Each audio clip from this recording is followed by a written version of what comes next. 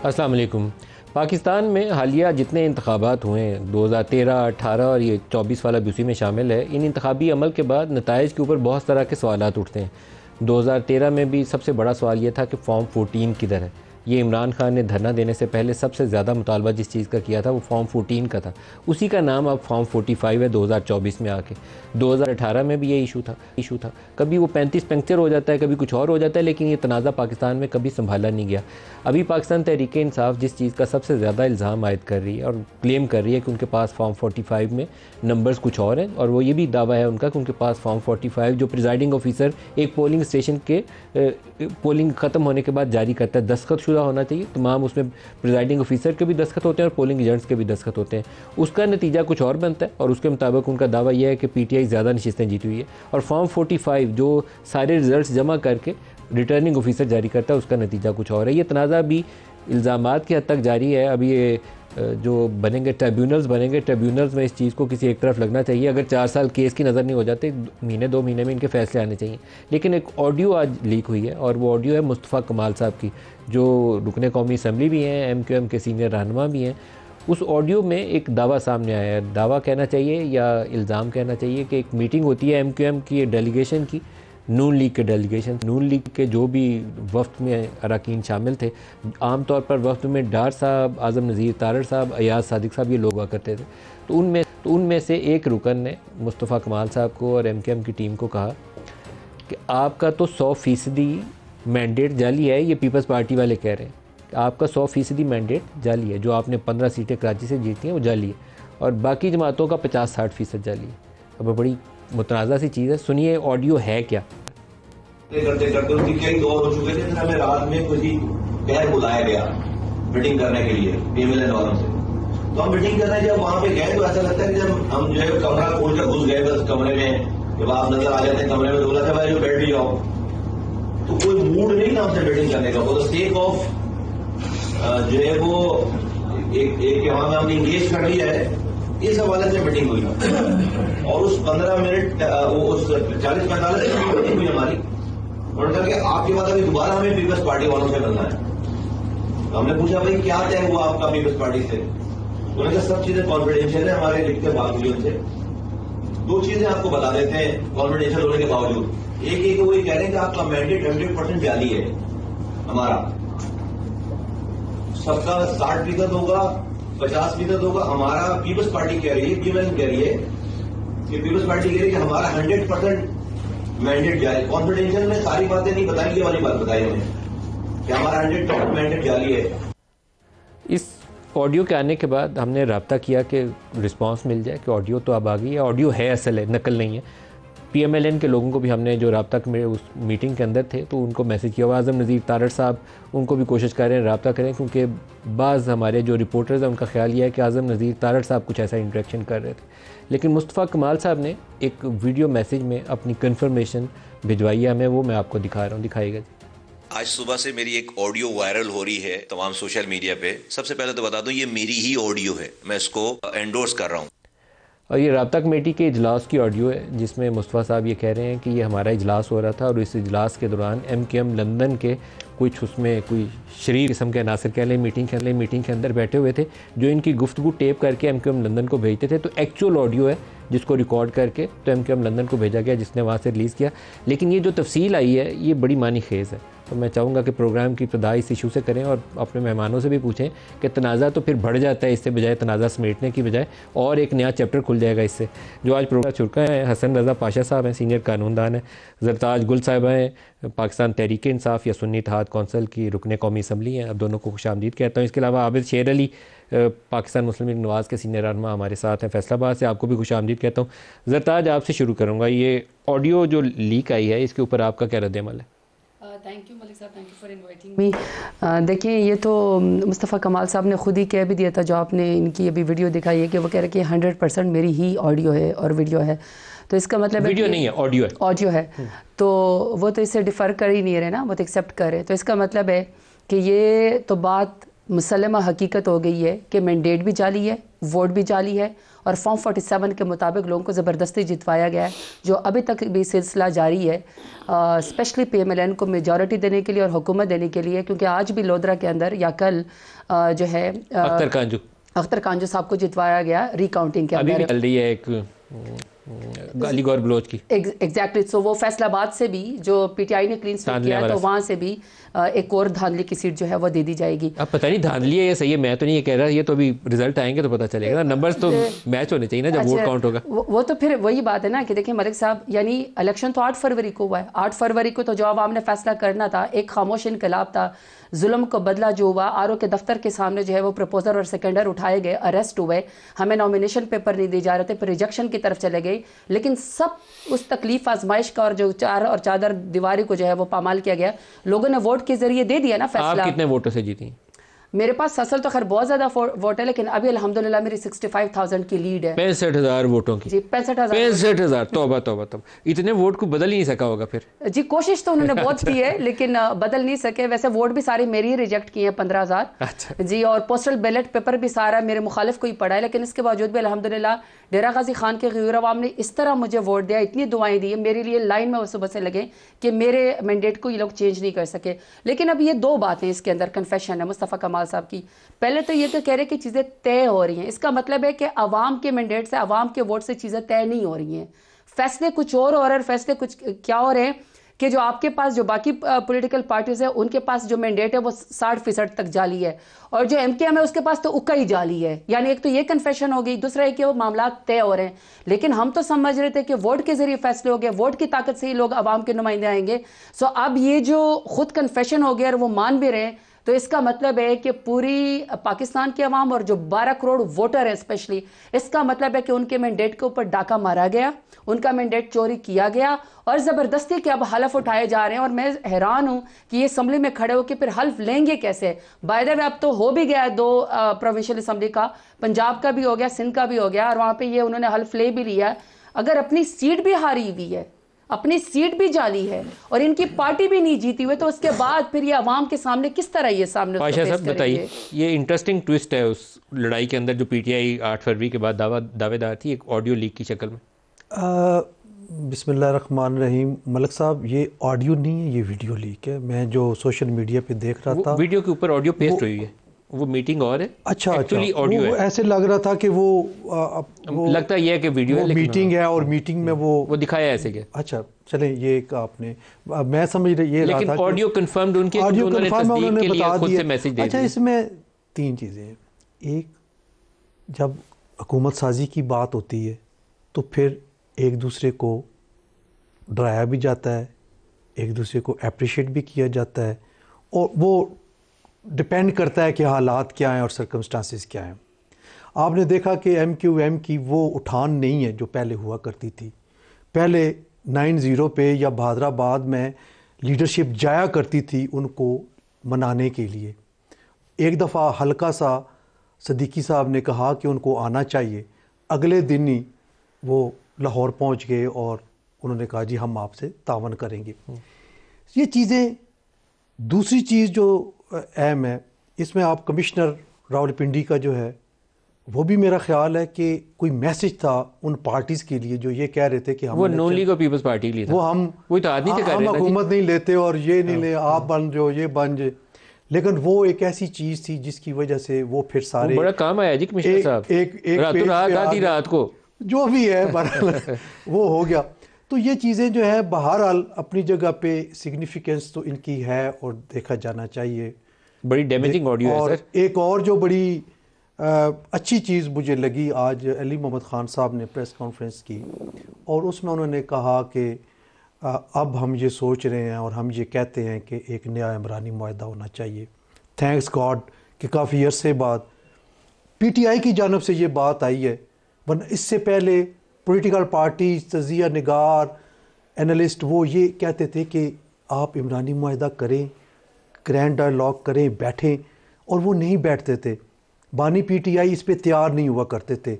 अगर अली मोहम्मद ख़ान जैसे रिस्पॉन्सिबल बंदे के मुंह से ये बात आई है तो मैं ये समझता हूँ कि ये इमरान ख़ान साहब की तरफ से ये एक पॉजिटिव मूव चली है। इसको जो हुकूमत बनने जा रही है या बनी हुई है, इनको अप्रिशिएट करना चाहिए और 2 कदम आगे बढ़ना चाहिए।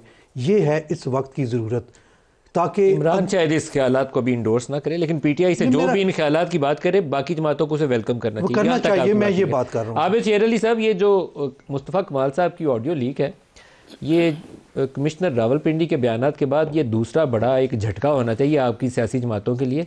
कितना बड़ा पॉलिटिकली डैमेजिंग देखते हैं इसको आप? जी मलिक साहब, बहुत शुक्रिया। मैं आपसे अर्ज़ करूं, पिछले ही प्रोग्राम में फैसल वाडा साहब ने भी एक कन्फेशन किया था आपके ही प्रोग्राम में, जो धांधली मेरे साथ 2018 में हुई, मुझे जिस तरह हरवाया गया, फिर जिस तरह जरताज गुल साहबा की पार्टी और इनको असम्बलियों की जीनत बनाया गया एक जाली मैंडेट के ज़रिए, फिर मुल्क का भी हशर आपके सामने है। इस मरतबा भी देखें, मैंने आपसे कहा जी हम हार गए, मैंने कहा उस प्रोग्राम में जी हार गए, लेकिन उस हार के पीछे भी बहुत सारे वजूहात और धांधली का एक बड़ा पेश खैमा था जिसका नाम नादरा है। मलिक साहब, मैं आपको रिकॉर्ड भेज दूंगा, जिस तरह हज़ारों वोट मेरे वोट आउट किए गए, मेरे पक्के PMLN के जो पिछली 3 दहाइयों से नस्लों से हमें वोट डालते आते हैं, उनको वोट आउट कर दिया गया बाहर के हल्कों में, और बाहर के लोगों का वोट इन कर दिया गया। तो मैं इस निटी ग्रिटी के जाने के बावजूद जो मुल्क इस वक्त हालात का जिनका चैलेंजेस का सामना लोग कर रहे हैं, लोगों की बिजली के बिल अभी कल फिर महंगे हो गए, गैस, लोग एक दूसरे को मार देंगे। ये सियासतदान अपनी लड़ाई और अपनी अना की भेंट चढ़ा देंगे मुल्क को। अब जो भी होना था इलेक्शन में हो गया, एक SOP बनाकर असम्बलीज में बैठकर लोगों के मसाइल को हल करें।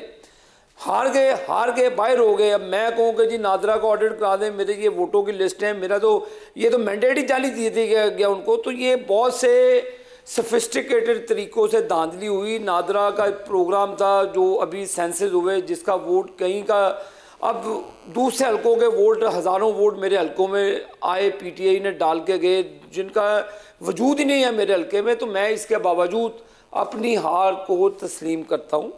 मैं चाहता हूँ कि मुल्क को आगे लेकर चलें। अगर आप लड़ेंगे फिर आवाम भी आपको रद्द कर देगी। अभी जो भी मैंडेट मिल गया, जिस तरह का भी मिल गया, अब इसको हमें पार्लियामेंट के अंदर बैठना चाहिए, जो मुल्क के वसी तर मफाद में भी, जैसे अली रज़ा साहब ने भी फरमाया कि हमें आगे लेकर जाना चाहिए मुल्क को। बड़ी ख्वाहिशात हैं, हर इंसान की ख्वाहिशात है। मेरे से दूसरी तीसरी मरतबा ज़्यादती हुई, तो मैं उसके बावजूद जो मुस्तफा साहब की ऑडियो के अंदर फेक मैंडेट का जिक्र है, उसके ऊपर थोड़ी सी बात ना कर ली जाए कि क्योंकि जो सीटों के ऊपर पिटीशंस आएंगी या ट्रिब्यूनल्स के अंदर केसेस आएंगे तो वहाँ 45 और 47 का फर्क तो जाना जा सकता है। मलिक साहब, ज़्यादा मुश्किल काम भी नहीं। इसमें इसका तो जवाब फिर आपको मुस्तफ़ा कमाल साहब देख सकते हैं ना, कि उन्होंने किस पैराए में ये गुफ्तगू की, ले उनको लाइन पे। मैं को तो बताया गया, उनको तो नून लीग के वफ्द ने ये बात बताई, उनका बताए, जिससे पानी का पानी होना चाहिए। बताइए तो फिर नाम ले उनका, नाम ले उनको जी। मैं तो अपने प्रोड्यूसर साहब से अपने दरख्वास्त की है कि मैसेजेस भेजें PMLN के वफ्द को, क्योंकि उसमें 3 ही सरकर्दा शख्सियात हैं और हमारा रिपोर्टर जो है उसका ख्याल ये है कि शायद आज़म नज़ीर तारड़ साहब कोई वहाँ ऐसी गुफ्तगू उन्होंने की है। तो आज़म नज़ीर तारड़ साहब को भी मैसेज किया, अपना रिस्पॉन्स हमें देना चाहें तो प्लीज़ शेयर करें। ज़रताज, एक बात आबिद की बहरहाल ठीक है कि जो बिजली के बिलों और गैस के बिलों ने लोगों की हालत कर दी है, अगर फौरी तौर पर कुछ किया ना गया तो लोग सड़कों पर पत्थर मारेंगे, क्योंकि अफोर्डेबल रेंज से तो पहले ही ज़्यादा। मलिक साहब देखें, पॉलिटिकल बंदा जो आवाम में जाता है ना, वो वोट की ताकत के ज़रिए ही पार्लियामान के अंदर आता है। तो और वो जिसने वोट लिए होता है ना, वो वोट वालों से डरता भी होता है, एहतसाब से डरता भी होता है। उन्होंने आपको ये कोई ब्यूटी कॉन्टेस्ट या कोई इस तरह का कॉन्टेस्ट तो नहीं है कि ख़ानदान है या फलाना है। असल बात तो ये कि आपको कितना वोट पड़ा है, और जो वोट नहीं ले सकता, जो जीता ना हो और वह ज़बरदस्ती उसके हार पहले, तो ये गलत बात है। होना तो ये चाहिए कि आप ग्रेस के साथ अपनी शिकस्त को तस्लीम कर लें। और अगर फ़र्ज़ करें PMLN के पार्टिसिपेंट आबिद साहब एक्सेप्ट कर रहे हैं कि ये हारे ग्रेस के साथ, तो ये अच्छी बात है कि अपनी हार तस्लीम कर ले, क्योंकि सियासत एक दिन के लिए नहीं होती, आपने आगे जाना होता है। अब जहाँ तक उसकी बात है कि आवाम के मसले बिजली का बिल है या उनके मसाइल हैं, देखें ये तो जिनको इक़्तिदार दिलवाया गया है, जो अभी कन्फेशन की है मुस्तफ़ा कमाल साहब ने, क्या ये पीपल्स पार्टी और PMLN का सिर्फ इक़्तिदार के लिए मायदा है या सिर्फ दो ख़ानदानों का मायदा है कि एक दूसरे को सिर्फ कंधा ही देना है? जब कंधा देना है तो क्या फिर उसमें ये बेहतर नहीं है कि असल में तो जो आवाम के मैंडेट से आए वही मसला हल कर सकता है ना, वही डरता है। अदरवाइज तो जो आवाम के मैंडेट से नहीं आता वो डरता नहीं है, वो फिर आवाम के ऊपर गोलियां भी चलाते हैं, FIR भी कराते हैं, चादर और चार दीवारों को भी पामाल करते हैं। सबसे बड़ी बात, आप आगे कैसे पढ़ेंगे जब तक आप एक्सेप्ट नहीं करेंगे कि हमारे पास आवाम का मैंडेट नहीं है? और जो अभी आपने कहा कि ट्राइब्यूनल में केसेस जाएंगे, फॉर्म 45 जाएगा, फॉर्म 47 भी होगा और फॉर्म 49 भी होगा, 2-3 किस्म के उसके अंदर जो भी उसमें गलतियां फर्क ढूंढना आसान काम है। जहां तक मुझे याद है फॉर्म 45 पे तो मेरे ख्याल में थंब इंप्रेशन भी लगा होता है प्रिजाइडिंग ऑफिसर का, या इसका सिग्नेचर्स होते हैं सारों के, पोलिंग एजेंट्स के भी होते हैं, प्रिजाइडिंग ऑफिसर के भी होते हैं, तो उसको तो ट्रैक करना बड़ा आसान है। दूसरी बात ये कि अवाम के नुमाइंदे जब आगे सामने आएंगे, जब ये बात करेंगे कि जब हमारे पास मैंडेट है नहीं और फिर भी आपने हल्फ ले लिया, तो क्या हल्फ लेने से पहले या बात करने से पहले क्या ये नहीं तय होना चाहिए कि पाकिस्तान की तारीख में जो सबसे ज्यादा पॉलिटिकल प्रिजनर और स्पेशली खवातीन इस वक्त जेलों के अंदर हैं, चाहे डॉक्टर यास्मीन राशिद को ले ले, आलिया हमजा को ले ले, सनम जावेद, रुबीना साहिबा को ले ले, आयशा भुट्टा को भी ले लिया है, जिनके नाम मैंने नहीं लिए। मतलब सिर्फ पॉलिटिकल प्रिजनर्स के इसलिए कि उनका point of view Imran Khan के साथ मिलता था तो आपने उनको जेलों के अंदर डाल दिया और आप उनको इंसाफ का एक्सेस नहीं दे रहे, उनकी जमानत नहीं हो रही। सबसे पहले तो उनको बाहर निकालें।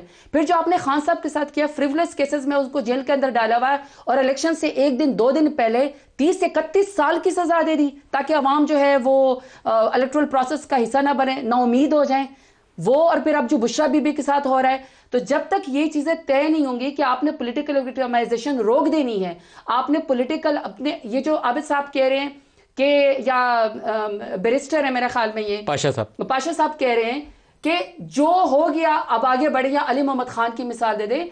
अली मोहम्मद खान तो बड़े तवाजुन वाले बंदे, बिल्कुल ठीक है, लेकिन उनका क्या करें जो 3000 से 4000 से जबरदस्ती फॉर्म 47 में हराए गए।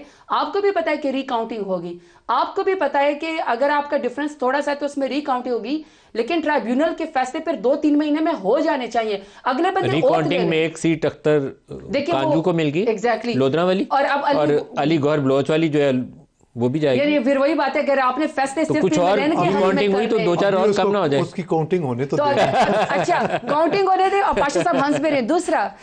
दूसरा सबसे बड़ी बात ये है कि देखें, अगर आप हमें नेगेट कर दें, हम मान लेते कि आप फॉर्म 47 वाले ठीक है, हम फॉर्म 45 में जीते, आप 9 तारीख को 10 तारीख को जीत ले, मान लेते, तो फिर भी हम ऐवान में तो सेकंड उस पे तो आ ही रहे ना। हम सब तो आप लीडिंग पार्टी हैं, सबसे बड़ी पार्टी आप हैं। हाँ, बड़ी पार्टी तो आप हैं, बड़ी पार्टी तो हम हैं। तो क्या हमारे माइनॉरिटीज का हक नहीं है कि आप उनको सीट दे दें?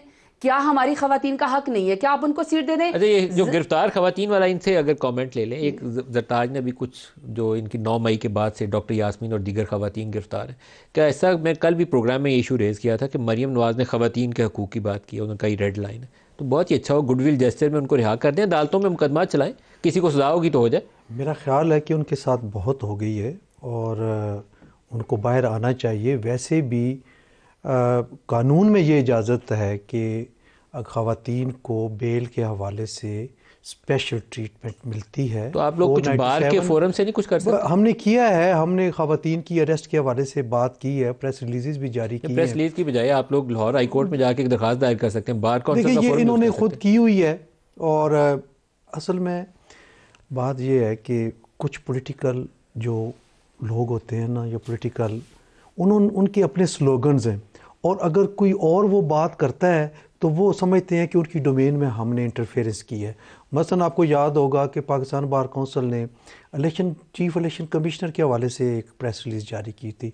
सबसे ज़्यादा मुखालफत PTI की तरफ से हुई थी कि ये डिले करना चाहते हैं, ये किसी और के हाथों में खेल रहे हैं। हमने कहा जी ठीक है, लेकिन एक बात ज़हन में रखिएगा कि जब इलेक्शन के बाद आप यहाँ बैठेंगे, गाजियाबाद की सीट का भी रौला था ना, आप लोग भी तो अपनी सियासत में ध्यान में ले आते हैं। मैं जो बात कर रहा हूँ जी जी, कि जब आप इलेक्शन के बाद बैठेंगे और आपने सबसे पहले बात ये करनी है, इलेक्शन कमीशन ने हमारे साथ ज्यादती की है, और वो आज ये कर रहे हैं सारी बात कि ये टाइमिंग ठीक नहीं है।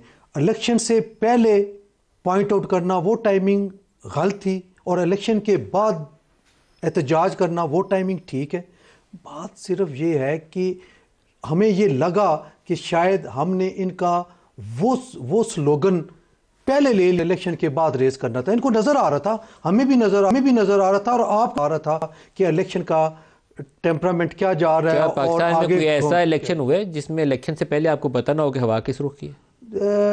नहीं, 18 से पहले नहीं था पता ना आपको कि हुकूमत आने वाली है? से पहले कोई बात हो जाए ना इलेक्शन नहीं, लेकिन 18 से पहले क्लियरली पता था कि पीटीआई की आने वाली है। 13 से पहले क्लियरली पता था कि नून की आने वाली है। वो जहाज आ गया जी, ब्रेक आ गया, ब्रेक ले लें।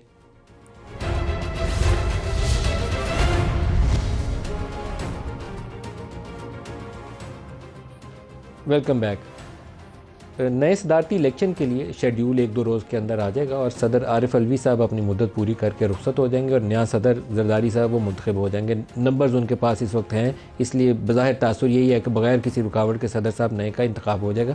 अलवी साहब ने असम्बली का इजलास बुलाने के हवाले से जो पोजीशन इख्तियार की है वो लगता है कि जाते जाते शायद वो पीटीआई के दिल में अपनी मोहब्बत जो है थोड़ी गहरी करने की कोशिश कर रहे हैं, क्योंकि कॉन्स्टिट्यूशन 91 आर्टिकल सब क्लॉज उसकी 2 है, वो ये कहती है कि 21 डे के ऊपर इजलास होना है कौमी असम्बली, अगर सदर साहब उससे पहले नहीं बुलाते। तो कल हमारे पास सलमान रकम राजा साहब थे, उन्होंने भी कहा कि हाँ ये बात सही है कि 21 डे पे इजलास होना है। तो उसके अंदर रूम 1-2 दिन से ज़्यादा उनके पास है नहीं। आई डोंट नो कि उन्होंने ये पोजीशन क्यों ली।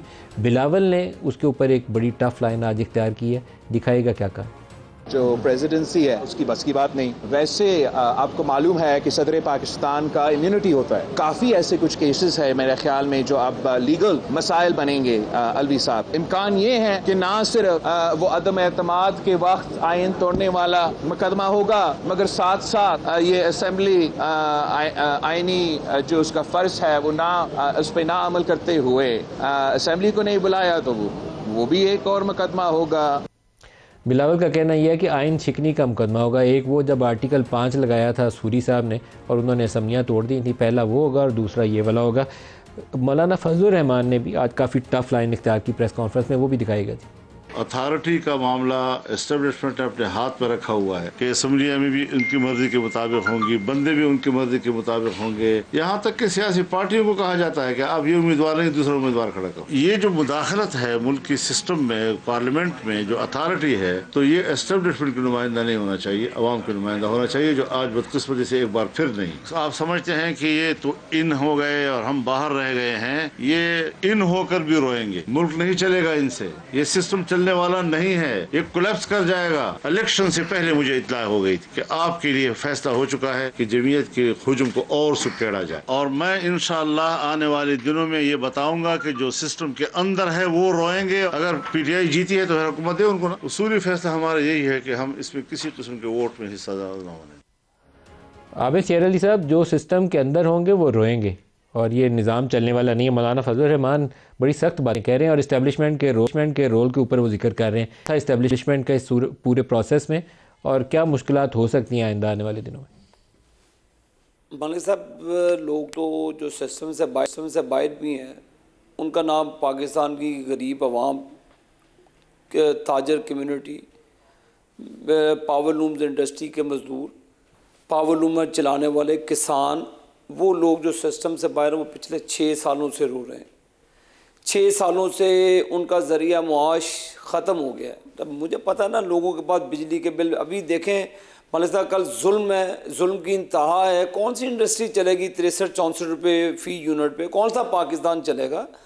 मैं मौलाना साहब से यही रिक्वेस्ट करूँगा कि आप भी 16 माह उसी PDM की हुकूमत का हिस्सा थे जब आपने कहा था कि हमने रियासत बचाई है, सियासत नहीं बचाई। तो अभी भी सियासत नहीं करनी चाहिए, रियासत बचानी चाहिए। जो रियासत की मजलूम 26 करोड़ अवाम जिन्होंने आप लोगों को सबको वोट दिया, मुझे भी 1 लाख से ज़्यादा वोट मिला मलिक साहब, मैं भी वो उनकी तवक्कुआत हमसे भी वाबस्ता हैं। मोहतरमा जरताज गुल साहिबा बैठी, इनसे भी वाबस्ता हैं। तो हम ये कहेंगे कि ये क्या हुआ, मैं कहूँगा कि 2018 में क्या हुआ, फिर कहेंगे 2013 में क्या हुआ, तो ये कहानी बड़ी दूर रह जाएगी। तो आप सब हुकूमतों का हिस्सा रह चुके हैं, तमाम कुलाड़े आप नून लीग, अच्छा फ़र्ज़ करें नहीं हम लेते हुकूमत, मुल्क कौन चलाएगा मलिक साहब? आप लोगों की तो उम्मीदें हैं ना किसी पॉलिटिकल पार्टी से, चाहे वो PTI है, चाहे नून है, पीपल्स पार्टी है, काफ लीग है, जीम बे है। खुदा के लिए जो लोग आपको देख रहे हैं, मैंने आपको लेकिन आबिद साहब आपको पहले तो पीटीआई वालों को ये दावत देनी चाहिए थी ना हुकूमत बनाने के लिए, सबसे बड़ी जमात तो उन्हीं की है, ये तो कहा सबसे पहले दावत उनको देते हैं, आपके 92 लोग हैं। शहबाज शरीफ साहब ने कहा, और सुन ले, शहबाज शरीफ साहब ने खुद कहा, दिल से नहीं कहा, पीटीआई को हम कहते हैं बनने के लिए बेकरार थे। मलिक साहब एक मिनट लूंगा आपका। शहबाज शरीफ साहब ने इनको खुद दावत दी कि जी आप हुकूमत बनाए। बैरिस्टर गौहर साहब है गालिबन उस वक्त, तो वो कहते थे हम आज़ाद हैं, आजकल वो सुन्नी इत्तेहाद के रुकन है, चले सुन्नी इत्तेहाद सही। उन्होंने कहा जी कि हम हुकूमत का हिस्सा नहीं बनेंगे, हम तो इनको प्लेट में रखेगा जी आप गवर्नमेंट बना लें। इशू ये है मलिक साहब कि अब सब पॉलिटिकल पार्टीज, ये मुल्क सिर्फ मुस्लिम लीग नून के लोगों का नहीं है, ये मुल्क आप सबका है। अब आप लोग असम्बलियों में आ गए हैं, बैठे टेबल पे, चाहे वो पीटीआई के लोग हैं, तमाम स्टेक होल्डर्स हैं, पॉलिटिकल पार्टीज हैं, एक टेबल पे बैठ के मुल्क के लिए रास्ता तलाश करें। नहीं तो ना ये सियासत रहेगी, ना फिर कोई रियासत रहेगी, ये फिर नाम ही रह जाएंगे कि जी फलान पॉलिटिकल पार्टी हुआ करती थी। लोगों को इन इम्तिहानात में ना डालें। अब आप लोग अल्लाह करेगा रियासत कायम रहेगी इंशाल्लाह, रास्ता भी मिलेगा। ज़रताज से ये सवाल नहीं पूछते हैं, वो तो कहते हैं ना सियासत ना रियासत दोनों खतरे में। भूख और फलास के आगे कुछ कायम नहीं रहता। फिर आप बताइए। देखिए, ये जितने भी डिस्कशन हो रही है ना, या जितने भी 8 फरवरी के बाद मुल्क में वाक़यात हो रहे हैं, चाहे वो मौलाना फजल रहमान साहब की स्टेटमेंट है, वो इन्हीं के एलाई थे, शायद आगे भी हों। इसी तरीके से MKM इनके एलाई है, उनकी अगर आप स्टेटमेंट देख लें, बहुत सारी ऐसी बातें हो रही हैं कि, और ये मैं तो खुद विटनेस हूँ, मैंने तो खुद इलेक्शन लड़ा है 185 का, और मुझे पता है कि मैंने इलेक्शन कितनी मुश्किलों में जो है वो लड़ा है। वहाँ पे प्री पोल रिगिंग भी हुई है और अभी तक भी जारी है। इतना टफ टाइम पाकिस्तान की सियासत में कभी नहीं हुआ। ठीक है 2018 में ना जाए, ठीक है 2013 में ना जाए, लेकिन मौजूदा हालात पे तो बात की जा सकती है ना। मौजूदा हालात ये है कि एक पार्टी के लीडर को उठाया गया, उसको जेल की गई, लीडरान को उठाया गया जो सेकंड टियर लीडरशिप थी, फिर हमें RO के दफ्तर नहीं जाने दिया गया, फिर हमारे इलेक्शन में हमें ना कोई कॉर्नर मीटिंग करने दी गई, ना जलसा करने दिया गया। जो नतायज आ गए नजर ताज, उसमें आपकी 92 मेंबर्स बनते थे, तो लीडिंग पार्टी आप थे, आपका क्या फ़र्ज़ नहीं था कि आप आगे बढ़ते और पीपल्स पार्टी या किसी और जमात से नेगोशिएट करते, हुकूमत बनाने की कोशिश करते? आप इलेक्शन इसीलिए लड़ते हैं ना कि हुकूमत बनानी। अच्छा, फिर मैं वही बात कहने वाली हूँ। अच्छा ठीक है, जब सबसे ज़्यादा मेजॉरिटी हमारे पास है, चाहे इन्होंने जो मर्जी कर लिया, इसके बावजूद भी इनके अपने एलाइज मान रहे हैं कि बेसिक जो आवाम का मैंडेट है वो PTI के पास है, और PTI की सीटें ही इस वक्त ज़बरदस्ती तकसीम की जा रही है। अभी तक इलेक्शन जारी है, अभी तक ही पाकिस्तान तहरीक-ए-इंसाफ की सीटें कम हो रही हैं। को तो खुद ही ऑन नहीं ना किया। बीइंग अ लीडिंग पार्टी आपका काम था कि बाकी जमातों से नेगोशिएट करते और हुकूमत साजी करते। मलिक साहब, जब एक पॉलिटिकल पार्टी, जो मैं बार बार कह रही हूँ, जब आप उसको जलसा नहीं करने देते, आप उसका निशान छीन के ऐन मौके के ऊपर और आप 200 निशान उसको दे देते हैं। बल्ला छीनना ज्यादती थी, मैं उसको सपोर्ट नहीं करता, लेकिन आप फिर भी 92 मेंबर आए ना कौमी असम्बली के अंदर। अच्छा, तो 92 मेंबर हुकूमत साजी के लिए कोशिश तो मलिक साहब, मैं आगे यही तो कह रही हूँ, जब एक इसके बावजूद भी वो पॉलिटिकल पार्टी इतने टफ हालात के बावजूद वापस आके अपनी चीफ मिनिस्टर का जो है वो कैंडिडेट डिक्लेयर करती है, प्राइम मिनिस्टर का करती है, उसके बाद स्पीकर का करती है, डिप्टी स्पीकर का करती है, इसका मतलब है कि PTI कितनी सीरियस है, डेमोक्रेटिक उसके ऊपर बिलीव करती है, और वो चाहती है कि पार्लियामान जो भी कंटेस्ट होगा, जो भी इलेक्शन होगा, उसका हम हिस्सा बनेंगे। But you are not willing to talk to any other political party, that is a problem. आप कभी अकेले नहीं जी सकते पूरा पाकिस्तान, कभी नहीं ऐसा होगा। मसला फिर वही है ना कि 8 फरवरी को तो वोट क्लियर मैंडेट के साथ पाकिस्तान तहरीक इंसाफ को दिया गया, लेकिन अगर हमारी सीटें जो हैं वो आपस में तकसीम की जा रही हैं सिर्फ इसलिए कि ये जो अभी मुस्तफ़ा कमाल साहब की गुफ्तगू थी, मेरी बात छोड़े, इनकी बात भी छोड़े, इन्हीं की पार्टी के हैं ना जो एक्स प्राइम मिनिस्टर हैं अब्बासी साहब, खाकान अब्बासी साहब, उन्हीं के अल्फाज है ना कि जो जीत गए हैं ज़बरदस्ती, उनको भी हार पहनते हुए शर्म आ रही होगी।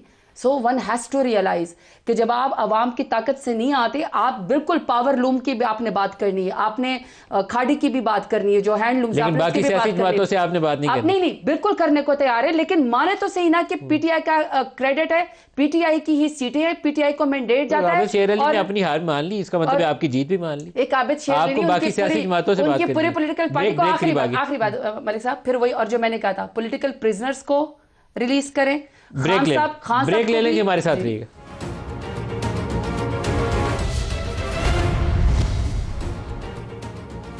प्रोग्राम में दोबारा खुशामदीद कहते हैं। पाशा साहब, आगे समियाँ चलेंगी, ये एक बड़ा सवाल है।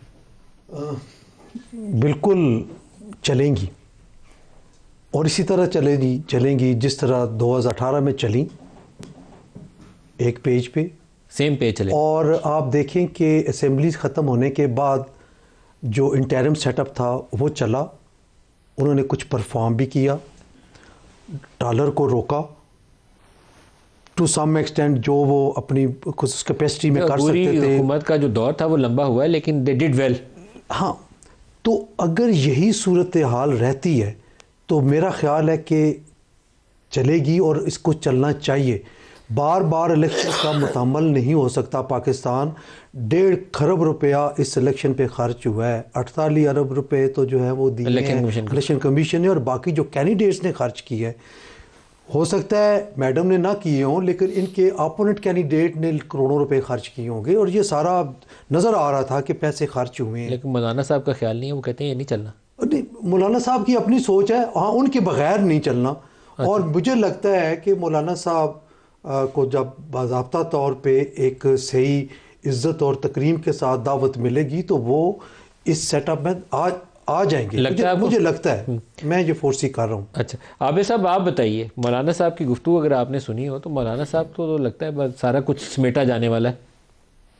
मौलाना साहब मैं 1 मिनट लूँगा आपको। मोहतरमा बड़ी गुफ्तगू फरमानी थी तो इनको अगर जस्टिस सदीकी साहब की मैं स्टेटमेंट याद कराता जाऊँ, जस्टिस जज अरशद मलिक साहब का इतराफ़ी बयान मैं इनको याद कराता जाऊँ, फिर जहांगीर तरीन का जहाज़ जो इस्तेमाल हुआ जहाँ पे विकटें गिरा कर हमारे लोगों को वो पटे पहनाए जाते थे वो याद करवाता जाऊँ, फिर कहते थे जी 2 साल की मेहनत ज़ाया हो जाएगी अगर नवाज़ शरीफ या मरीम नवाज़ की ज़मानत ली जाएगी वो याद कराता जाऊँ, फिर कराची में मरीम नवाज़ शरीफ साहिबा का दरवाज़ा तोड़ के जिस तरह से वो चादर और 4 दीवारी की पामाली की गई वो याद कराता जाऊँ। मैंने ज़िंदगी का सबसे बड़ा जो सासा मेरी वाइफ थी, मैंने ज़िंदगी का सबसे बड़ा मैंने पे किया, मैंने उसके जनाजे को कंधा नहीं दिया। मलिक साहब ये मेरे पे ज़िंदगी का बहुत बड़ा बोझ है। मैंने सियासी तौर पर बहुत बड़ी कीमत अदा की है कि मैं अपनी वाइफ का जनाजा अटेंड नहीं कर सका। तो ये नहीं करें कि जी आप दूध के धुले हुए थे, आपने कुछ नहीं किया। तो मैंने इसके बावजूद आपको कह रहा हूँ कि खुदारा कौम के लिए सोचें।